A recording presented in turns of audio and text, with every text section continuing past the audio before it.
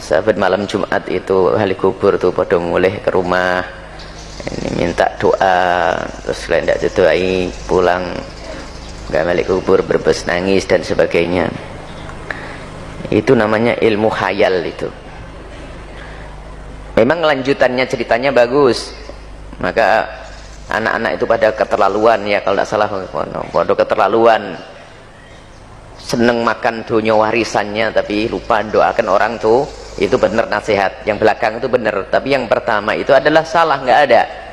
Malam Jumat pulang ini sudah dihubung-hubungkan tahlilannya malam Jumat nanti. Bahkan di Cirebon ada lagi, kalau ada orang meninggal dunia itu dikasih makan, nanti mbahmu datang makan. Alhasil anak-anak nggak boleh, nggak ada itu semuanya. Itu adalah lagu yang tidak boleh diperdengarkan. Karena apa? Bertentangan nih.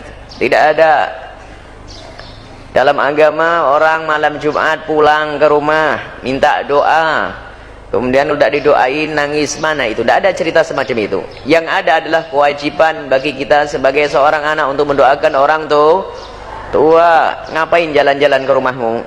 Jadi itu biasanya itu dikarang oleh penghayal. Lagu-lagu itu adalah penghayal. Itu hanya mungkin dia adalah seorang, dan mungkin tidak bisa disalahkan yang ngarang lagu karena dia mungkin bukan ustadz. Hanya kok ini kebetulan ini orang Jawa Tengah, Jawa Timur ini tahlilannya malam Jumat, kayaknya ini saya buat lagu cocok nih. Saben malam Jumat pulang apa ngono lah. Wah masyhur, sekali lihat jutaan itu katanya. Yang lihat dengar. Enggak ada.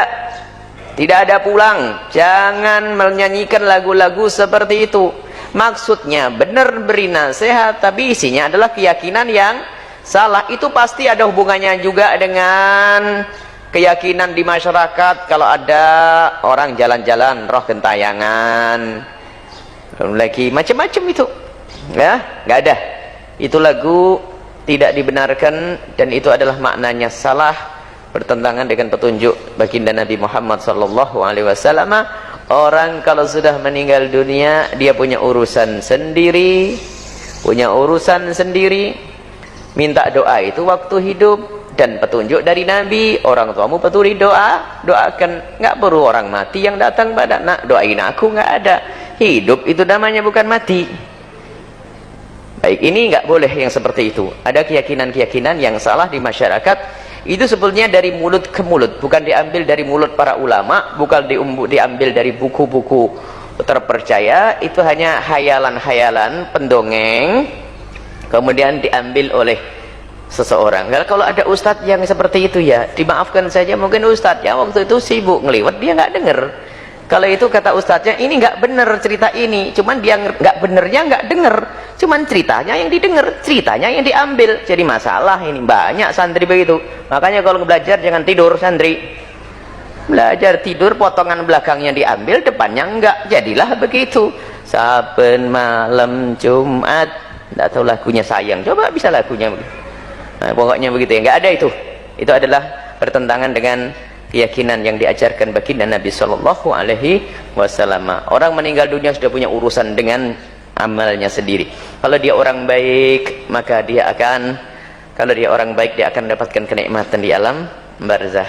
Kalau dia orang tidak baik, dia juga berurusan dengan amal jeleknya di alam barzah. Nggak perlu jalan-jalan ya, apalagi malam Jumat. Nanti siapin soto karena dia hobi soto. Waduh, tambah kacau lagi. Terima kasih.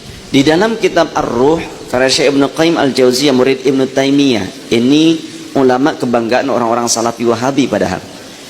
Tapi orang-orang Salafi Wahabi banyak mengingkari isinya, termasuk qiraatil Quran untuk ahli kubur, untuk orang yang telah meninggal, bacaan Quran di samping kubur juga. Imam Asy-Syafi'i menyatakan sampai dan bermanfaatnya bacaan Al-Quran untuk orang yang telah meninggal. Ada di dalam kitab Ar-Ruh karya Syekh Ibnu Qayyim Al-Jauziyah, murid Ibnu Taimiyah. Ini ulama yang sangat dibanggakan oleh orang-orang Salafi Wahabi, tapi orang Salafi Wahabi ingkar dengan itu semua. Aneh kan? Nah, saya pakai kitab ini sekarang.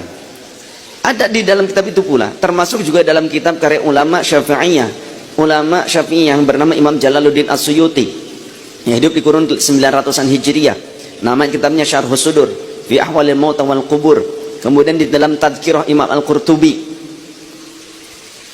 Ada dalam kitab-kitab tersebut mengutip ayat Al-Quran yang menjelaskan bahwa Allah menggenggam ruh orang yang meninggal, dan Allah mengembalikan ruh orang yang sedang tertidur ke dalam jasadnya. Ayat ini mengindikasikan tentang pertemuannya ruh orang yang telah meninggal dengan orang yang masih hidup dalam mimpi. Maka begitu pula bermimpi dengan Rasulullah. Di dalam hadis yang sahih, di dalam Riyadhus Shalihin di antaranya, Rasulullah mengatakan, man yarani fil manami fasayarani fil yaqzah.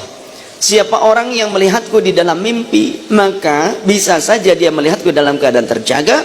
Wala yatamatsalu syaitanu bi, dan syaitan tidak bisa menyerupaiku. Dalam riwayat yang lain, man ra'ani fil manami faqad ra'ani haqqan. Siapa orang yang melihatku di dalam mimpi, maka sungguh ia telah melihatku dalam keadaan yang senyata-nyatanya, yang sebenar-benarnya. Bukan cuma Nabi. Jadi ruh mukmin yang lain bisa saja dipertemukan oleh Allah di dalam mimpi dengan orang yang masih hidup dalam mimpinya. Ayatnya dalam Al-Quran ada seperti itu. Jadi Allah menggenggam ruh orang yang meninggal, dan Allah mengembalikan ruh orang yang tertidur ke dalam jasadnya. Maka bisa saja bahkan di dalam